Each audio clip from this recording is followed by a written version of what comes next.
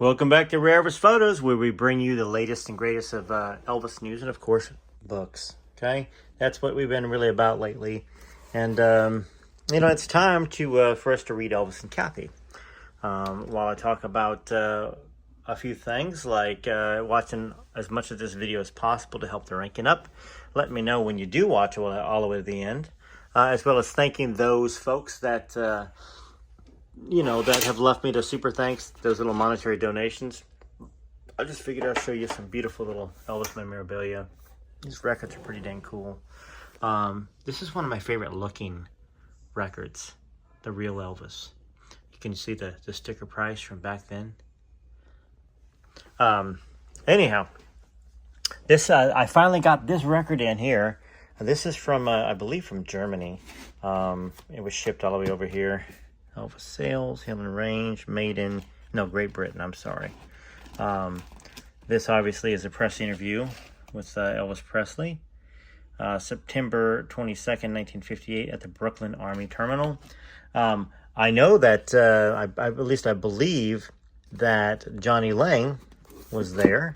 He was up on the upper deck of the ship, probably watching Elvis get interviewed or something. I'll have to ask him about that, but that's one of my little proudest things that I own, is that. It's such a cool little piece of, think about it. That came out back then, just like all of these came out when Elvis was around. It's just the coolest thing in the world to have those. Anyways, thanks again for being a subscriber of the channel. For those of you that are members, those that are leaving super thanks, those of you that leave the comments, okay? Y'all do a wonderful job of asking a lot of great questions, as well as sharing your opinions, which I'm always interested to know. You're an Elvis fan, like I am. We are kindred spirits, and I'm hoping that that Desiree will come on and do an interview as we continue to read Are You Lonesome Tonight? Perhaps maybe at the end of it, she'll come on and give an interview and tell her story. We will see. It's up to her. Obviously, the ball's in her court. She knows I'm willing, and she was nice of her to reach out to me in the first place. Probably a painful subject since your mother's gone. But anyways, let's get back to Elvis and Kathy, and let's see where this story leads. Now, where we left off, let me make sure I got this thing rolling. Yep, now we will, nope, so whoops. Try that again. Now, where we left off, Elvis had given her a car. Gave her a choice of just about any car, including a Rolls Royce, and she chose, I think, a Lincoln. I think that was what she chose. And she built a... All right, now, so where we left off, Elvis had just bought Kathy a car, and she would have had a choice of anything she wanted, including a Rolls Royce, but she didn't want to take advantage of Elvis. And so she asked for a black Lincoln, I think it was. And, of course, instead of a black Lincoln, he got her a white Lincoln. Anyhow, and she built a garage for it to protect it. She wanted to put a plaque that said it was a gift from her good friend Elvis. He said no, and he said, don't put my name on it. All good gifts come from God, is what he told her. All right, so we are now on chapter 7. Love one another, but make not a bond of love. Gibran. This entire chapter is very difficult for me to write because it is painful. But I realize it's very necessary to explain my relationship with Elvis. For years, I tried to cover up my personal and romantic involvement with Elvis. I minimized the relationship with him because I simply am a private person, or should I say, was a private person. And these many years later, I know that I'm doing the right thing by telling the truth, because so many untruths have been written about him. And I felt out of loyalty and love for Elvis, I should be as open as possible and tell my story, drawn simply from my experiences and personal particular point of view. When someone would get a confidential, just between us kind of tone, I would only say that Elvis and I were friends, which was part of the truth. I would never admit to any other dimension of our relationship. Now, 10 years after his death, I feel that his fans are a little like family because we've been through a lot together. I often appear before them to entertain, sing, and sign autographs to just answer questions. So instead of saying we were just friends, I'm now ready to elaborate on my relationship with Elvis Presley. Now, you did elaborate for 181 pages, but maybe more. We must be getting some more details here. It seems necessary to me now that the fans have a clear understanding of who I was then and who I am today. Well, the first few months of our intimate relationship was like a fairy tale. He was handsome, caring, gentle, and kind. But let us not forget that he was also married and had a child. Nothing in my background prepared me for this traumatic turn of events. I really don't know what I expected to come out of our romantic involvement. When I face it honestly, I know that I did not expect an eventual marriage. Perhaps at first in a schoolgirl kind of romantic passion, it was in the back of my mind. But after the first few weeks, it became apparent that marriage was not something I wanted for myself. And anyway, Elvis was already married. Most assuredly, it would have been easier for me to accept my dating a man who wished to date freely if I had previous experience with that, which he didn't.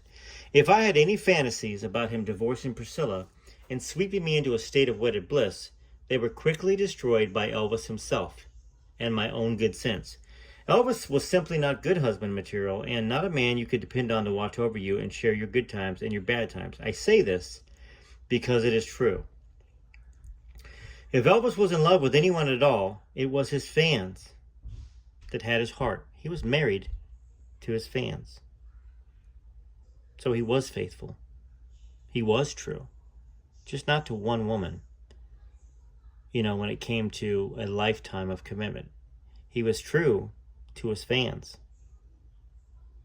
I say that because, maybe she's going to continue that because that's a very, very, very important statement to make after what she said about Elvis, which, is her truth. This is her truth. If Elvis was in love with anyone at all, it was his fans that had his heart. His arms wanted to hold the world close to him, not one person. He simply wanted to date. And I eventually resolved to date him without any strings attached. Now, this may surprise some people, but Elvis was not as promiscuous as he had been painted out to be. That is in another chapter in this book. All those untrue stories about the way he lived and felt. He had so much love to share with one woman. He had so much love to share that one woman could not satisfy all the hungers and needs that he had. He was in love, and he was in love with love, and just not a one-woman man. He shared loving relationships when he met someone who interested him, not just physical, but there had to be a mental attraction too. In San Francisco, all those years ago, when Elvis said to me, "It's time, Kathy, time to go to your own room." Although devastating to me in my innocence and inexperience, it was not meant to hurt me, but to force me into the realities of the situation.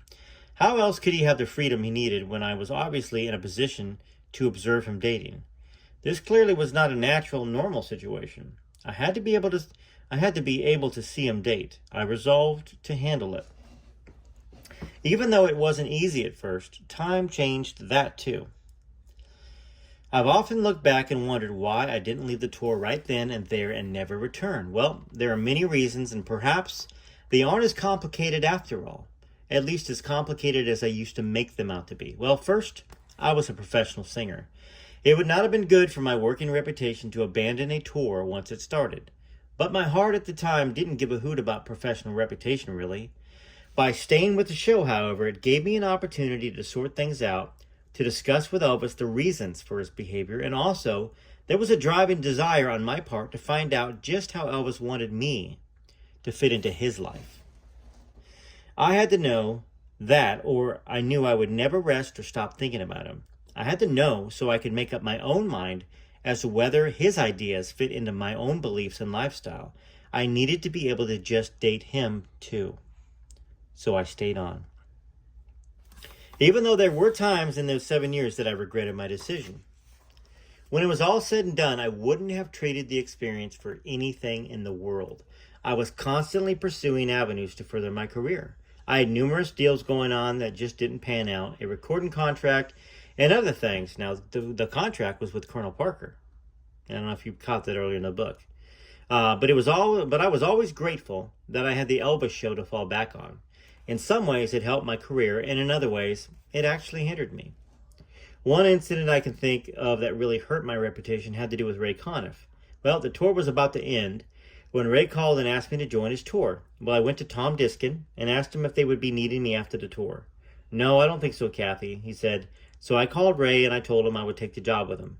Not long afterwards, Tom came to me and said, I think I should tell you, although nobody knows it yet, and we're keeping it under wraps, but in July, we will be taking the Elvis show to Madison Square Garden in New York, and we will need you.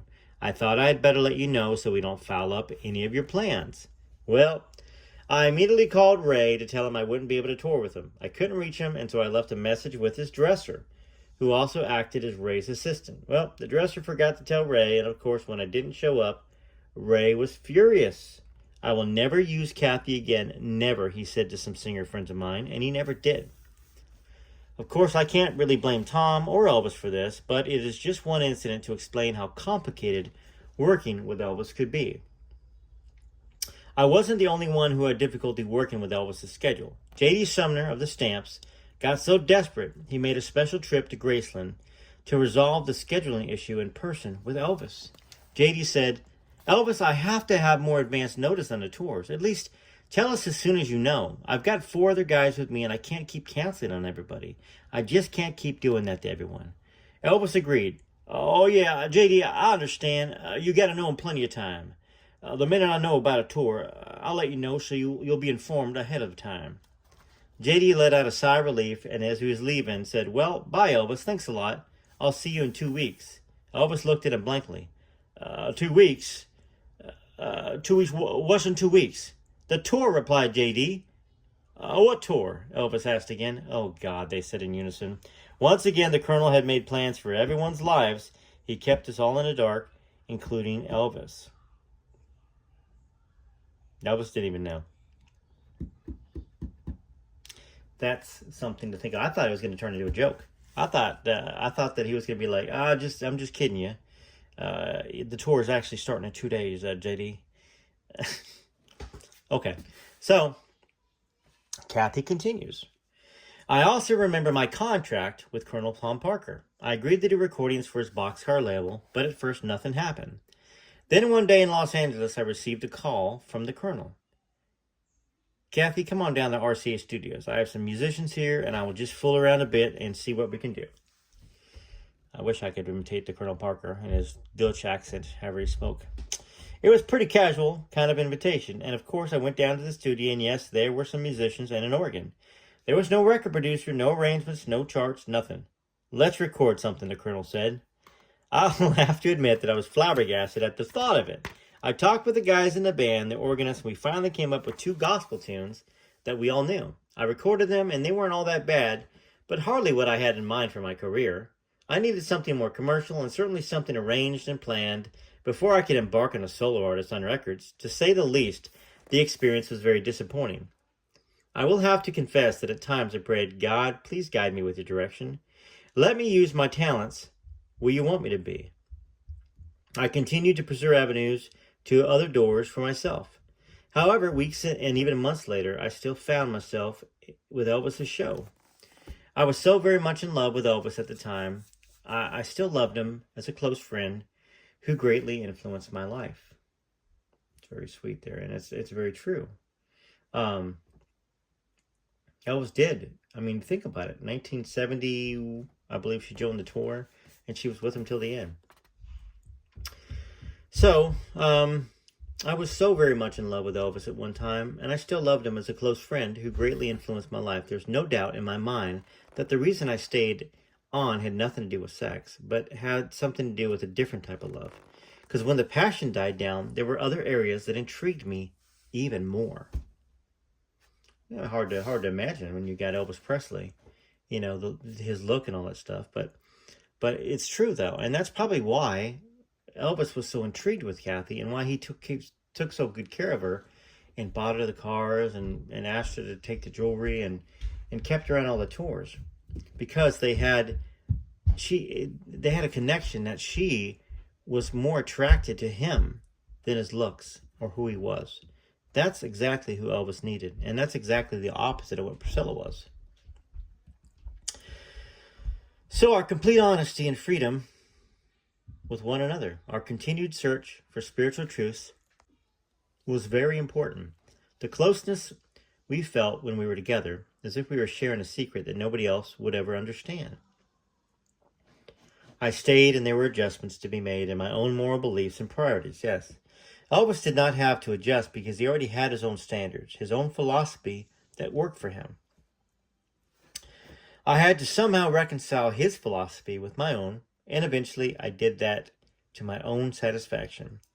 I could be with Elvis, be around him, which was truly wonderful because he was so alive, and just being near him was exciting. I pointed out that I certainly didn't stick around because of the gifts or monetary gain. I always worked hard, and I had a great difficulty accepting gifts. He finally convinced me otherwise, but that took years. I knew that being on the Elvis Presley tour was not hurting my career. In one night with Elvis, I got more exposure than working with any other star in the business. I eventually had solos, fans who knew who I was, and those fans made me feel like I had really brightened their lives while performing with Elvis. Every artist thrives on attention and appreciation. That professional desire proved to be an elusive dream as time went on because I was so closely associated with Elvis and his songs. I had talent and a God-given voice that had brought the audience to its feet. All the ingredients, but along the way, I gave up the idea of sacrificing all to become a superstar. I guess being associated with Elvis had something to do with that. I saw how demanding Stardom really was. Life as a superstar wasn't a movie where only glamour and autograph hunters counted. Being a star took up all of your life, and there was very little left for anyone else to share. The reality of that type of success took on a stark nakedness. Just observing Elvis taught me that. And I wasn't ready to give up the hopes of marriage and a family in a later time in my life, which is difficult, some say impossible, if you're a female star. I was also not ready for the cloying, clamoring of thousands of fans who would push their way into every phase of my life. I was not ready for the kind of reporters who race to make a deadline as if they can't find the truth, then they make it up soon and you're reading somewhere in print. And they make it up and soon you're reading somewhere in print, then could have only occurred in someone's imagination. I think that might be not written right. I'm not sure, unless I'm just not seeing it right. I witnessed a blatant example of journalism misunderstanding her press credentials when I watched a tabloid newspaper reporter interviewing the Sweet Inspirations. Supposedly, the reporter was only writing about the group and their success. Myrna Smith was the spokesperson for the group. After the preliminaries, the reporter zeroed in. How's Elvis to work with? Well, I could see the question had riled Myrna, and I was puzzled. Myrna looked right into the reporter's eyes and said, "Is this story about the Sweet Inspirations or Elvis?" Her voice did not sound polite, and I thought Myrna was being rude. When the reporter finally left, I asked Myrna about her attitude, and she said she was determined not to even say one word about Elvis. When the story came out, I could see why. The headline reads, "Black Girl Reveals Elvis's Love Secrets." Oh, my goodness. Yeah, that's the media, you know. Black girl reveals Elvis's love secrets. I mean, she didn't even say anything about Elvis. Well, I hope you enjoyed the reading of that, and be back for later on for some more books that I'm going to be reading. TCB TLC, enjoy some songs of Elvis.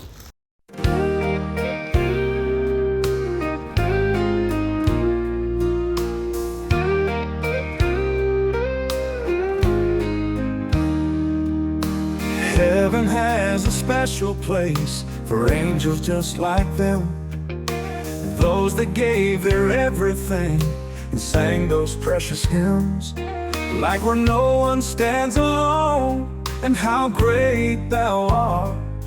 Sure, they were less than perfect, but that they shared a giving heart. From here to the great unknown, they found a way into our hearts and homes.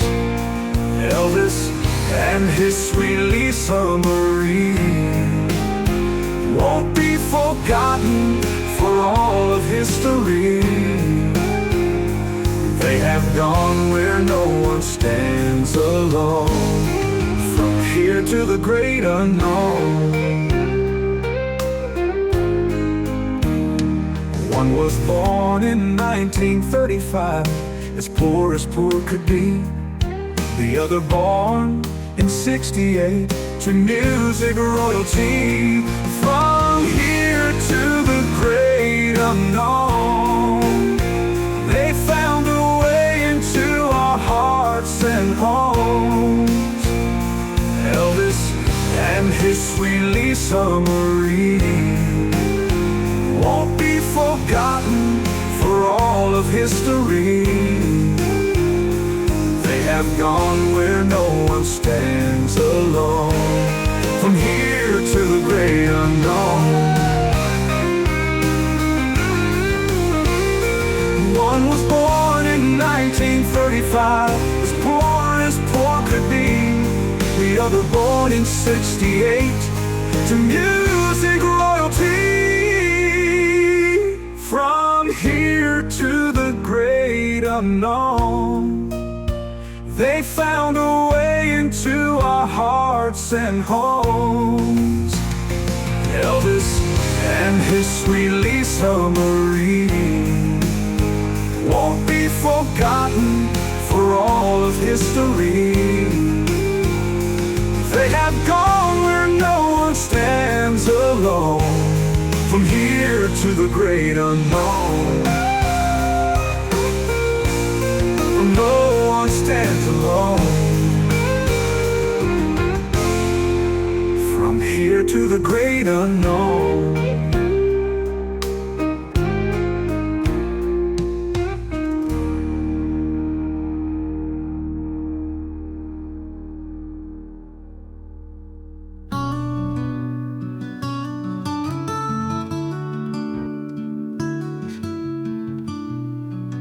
The shadow of the king still haunts the Memphis night, in the dimming southern light. Graceland comes alive. He walks those southern halls, his footsteps fall and fall, until those gates up front swing wide and bring his fans inside.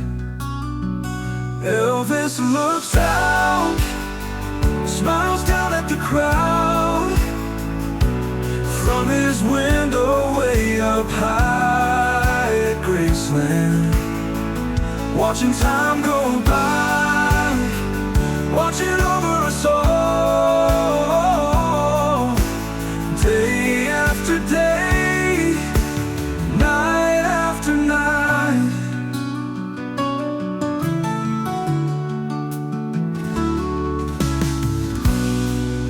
Memories like a song keeps the king walking on. He is still amazed. We love him to this day. Elvis looks out, smiles down at the crowd, from his window way up high at Graceland, watching time go by, watching over us all, day after day, night after night.